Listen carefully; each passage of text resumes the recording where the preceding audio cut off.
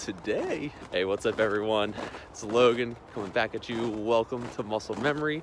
If you're new, don't forget to hit that like and subscribe button, and welcome to the channel. So today, this is for all my graduate students, people in PT school, studying, maybe even people in undergrad. You're trying to change your habits, whether that be your grades aren't too good, or you need to keep your grades at a certain level or being above, like for any graduate school or program. You're running out of different ideas of how to stay organized, all that. So I'm gonna give you guys just a couple of tips, tricks, ideas, things that I do that have helped me be successful in the classroom and hopefully can help you. All right, let's get started. So what I've learned is from transitioning from undergrad to graduate school is there's a big difference in how tests are. You know, I'm not gonna lie, undergrad, you can pick some electives, you can, I know for everyone out there has definitely done it before, you try to take an easier class. You use Rate My Professors, great site, use it if you need help trying to get good, nice, easy teachers. You find Quizlets, things online, anything you need to do to give you the upper hand with passing the class and being successful. Bad news bear is when you get into graduate school, that's all off the table. So you need to learn another way, another study habit of how to be successful pretty much on your own, or with the help of your classmates and their own Quizlets and stuff like that. So my whole perspective of studying changed, and it changed pretty quickly because I graduated in May of 2019. That summer, starting in June, we started right back up with graduate school with classes, and it was one class, it was straight anatomy. It was difficult, and I had to learn right then and there how to change my study habits because no one knew these teachers, totally had to hammer down on your anatomy skills, and wasn't something I was used to. I had to learn how to flip and change my habits. So let's give you some tips. All right, so let's go with tip number one. What's a big tip I have and advice for you guys? Well, number one, make sure you wear gloves when it's cold out so you don't freeze your hands off. Number two, and the actual tip, is become organized. Get yourself organized for each class that you take. What I've done is I've gotten a little agenda book and I've written out everything from when the assignments due, when the tests are, everything for each and every class, so I know ahead of time what I have to do. Get yourself notebooks, copybooks, binders, whatever you need, so you know exactly where to go for that particular subject. I feel like I have OCD with that stuff. I need to stay organized. I hate clutter. Other part of that is to set alarms, timers, schedules, whatever you gotta do to take a chunk of your day and make sure you're doing what you need to do. So making sure that you're studying for an hour, working on an assignment for a couple minutes each day, or just doing something to get ahead of the game. Especially in grad school, I will tell you guys as a student, and a lot of you that are watching this that are in PT school, you've probably been in the same situation. Staying ahead is the best thing. It's not like undergrad where each class, has, maybe a couple assignments, maybe one exam here and there, or doesn't have anything at all. Everything in PT school comes to either midterms or finals. So you got two typically big weeks that you have pretty much all your classes have exams in. You don't want to fall back and have to be studying and then having assignments and more homework to do on top of that. If it's group assignments, it's pretty easy. Find people that want to get it done.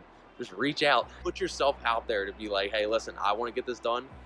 Let's get it done. So put yourself out there. There's definitely someone and probably a couple people in your class that want and have the same idea. With that, let's head to tip number two. I was walking through the snow and look what I happened to stumble upon.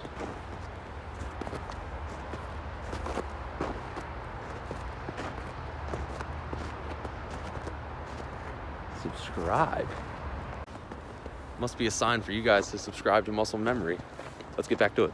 Tip number two, set your study schedule and change your study habits. For me, When I was in undergrad, I would give myself a week to prepare for an exam, maybe only 5 days, maybe 3 days. So I didn't need much time to prepare for an exam. If you're going into graduate school, you need to realize that this stuff that you're taking, especially physical therapy, is things you will need to implement in your own practice for the rest of your life. So just going and reviewing stuff just to get, a somewhat good grade is not applicable. You need to make sure that you're studying so you can better enhance yourself and your clinical decision-making skills to become a better therapist. So when you're actually out treating someone, you know what you're doing. You're not sitting there fumbling for words, not understanding what could be wrong with this person, not being able to make a judgment if they can even tolerate physical therapy. Set yourself a good schedule. For me, I always do 2 weeks. So 14 days before an exam, a practical, or whatever, I'm making sure from then that I'm starting my studying schedule. What I do, I split it up. I do the first week, 7 days, I just look over the material. I don't go in depth, I just look over the lecture notes, look over the notes I've taken, just review everything. That week before, so that second week and the week before the exam, now I'm hammering hard on, all right, what's the little nooks and crannies of everything? Now that I've reviewed the basics and the big picture, what's the small picture? What do I need to get? How do I apply this material to a case study or a situation? What's the little things? What I've noticed is that helps me interpret it a lot better. I'm able to learn the big picture, understand the basic concepts, and then once I'm able to understand those, going through and looking at the finer details, I can easily pick up on stuff I wouldn't easily pick up just by running through everything, reviewing everything, and just getting to know just the slides. All right, tip number 3. I'm getting old. I can't even get up and write. And we're back inside. Getting just a little too cold and nippy outside, so I had to come bring it back in. But we're gonna bring it into tip number 3. So my last tip, and it's pretty much a build off of the other 2. So when the other 2 of being organized and trying to change your study habits, when those 2 don't work, then it's time to go to the source. And who's the source? Well, the teacher. And this is a thing, I think it's very difficult for a lot of people to kind of swallow their ego and pride and think like, oh, I know this, I understand it, and just reach out. Take the initiative and understand that you're not doing as well as you want to. And then second, how to fix it. Reaching out to the teachers, especially in a graduate program like mine at Widener, where we only have about 50 kids in the program for each class, it's very easy to get to know people on a first name basis and just build better relationships.